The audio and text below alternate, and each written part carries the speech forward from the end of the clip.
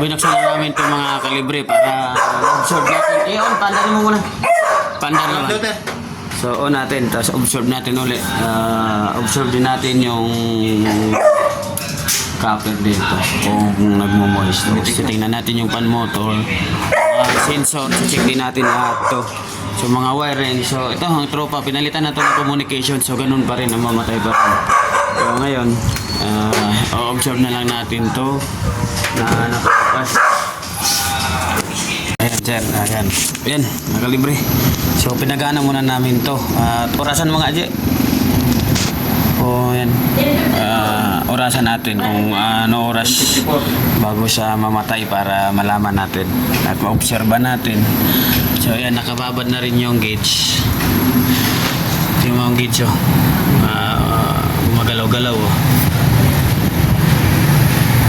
Kaya tingnan natin kung ano, at orasan natin kung ano oras mamamatay ito. Bagsak sa ngayon nasa 100. Tapos aakyat siya. Ayan.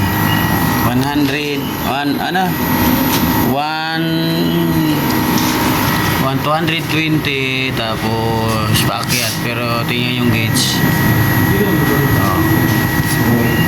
Kaya observe natin, mga 5 minutes daw to bago mamatay. So pagdating namin dito, tinisting namin 5 minutes nga bago namatay. So ito, observe na lang natin. Yan, mga kalibre, tumuturbo na siya, pero 150 pa rin. hindi nagbabago, 150. Ang turbo niya parang tataas. Ayan, tumuturbo. Turbo na yan, oh. Doon, tumatas pa, okay, nakaturbo. Observe natin. Turbo na yan, oh. Pero gauge yun pa rin, kaya antayin na lang natin to. Ito, titingnan din natin to ang kapilya rin. Tingnan natin itong kapilya rin. EEB.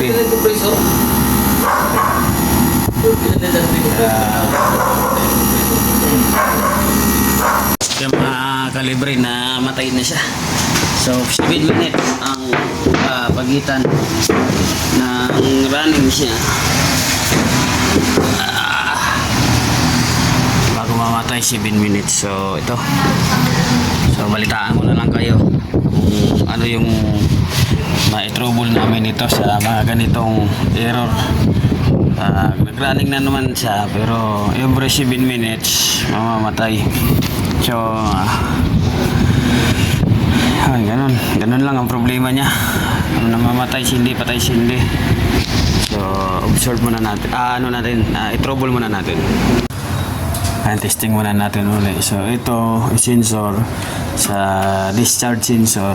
Ihang muna natin to kasi malaking binagsak niya eh. So, subukan natin na dito lang muna para malaman natin kung magtuloy-tuloy siya. So, ang pinakamahaba niya running ay 7 minutes. So, ganyan tayo mag-trouble step by step muna. Sensor, communication. Pinalitan na ang communication yan. So, pinalitan na nila yan.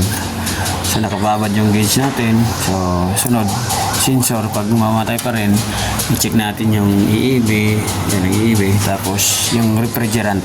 Ilas natin yung refrigerant. Ayan mga kalibre. So, tester natin to yung sensor yan, no? Tiga. So, yung 5 sensor, 35. So, sobrang taas to. 36. Yeah, 36, 35. Sobrang taas to. Kaya susubukan natin itong palitan yung sensor kasi dapat 15 to 7K lang yung pasok dito. Kasi yung partner niya dito nasa 7K lang to. So, tingnan nyo, ang taas, oh. Kaya 7 minutes lang siguro ang andar, pero sure pa natin kung talagang sensor. Pero alam ko, change value na yan, 74 k ohms. Ayos. Basta 150 yung karga. So yan mga kalibre. Palitan na yung sensor. Yan, kumanda na yung turbo niya. Tapos, ayan, bumaba na. Bumaba na sa 150. Bumaba na ng 150, nasa 145 na. So, observe pa rin tayo kasi maganda na yung niya. Maganda na yung bearing niya. hindi natin narinig ito kanina, no? Hindi namin narinig kanina yung kanyang birit. So, every 7 minutes siya namamatay, pero ina-obserbahan pa rin namin. Observe pa rin kami, 7 minutes. So, ano na oras?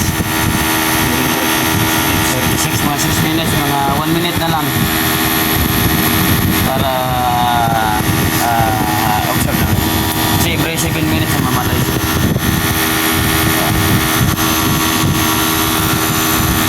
Diba natin? Yan. Ito kanina, hindi ganito ang andar. So ngayon, maganda na andar. So 140. Parehas. So,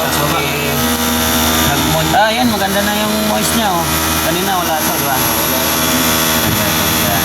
So yan, mababa pa siya. So, maganda na.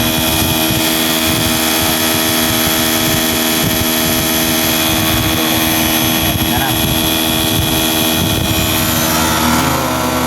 Ilan na?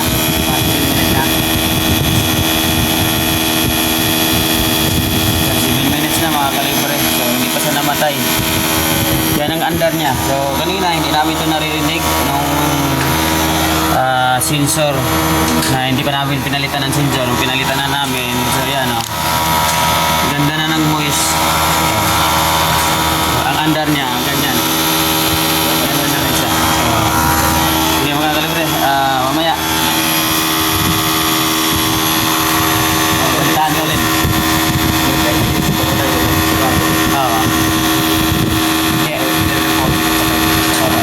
Papalitan natin ng ano.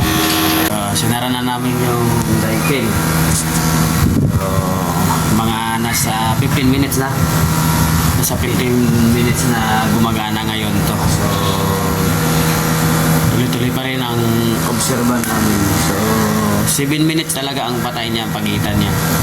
So, pag umaandar siya, pagdating ng 7 minutes, mamamatay siya. So, lahat ng sensor dito sa outdoor, wala namang problema. EEB, chinik namin, walang problema. Fan motor, walang problema. Refrigerant, ayos naman. So, ang pinaka-problema, chinik up ko yung indoor. Pina-pull out ko yung indoor. Tapos dinala dito sa taas. Chinik natin.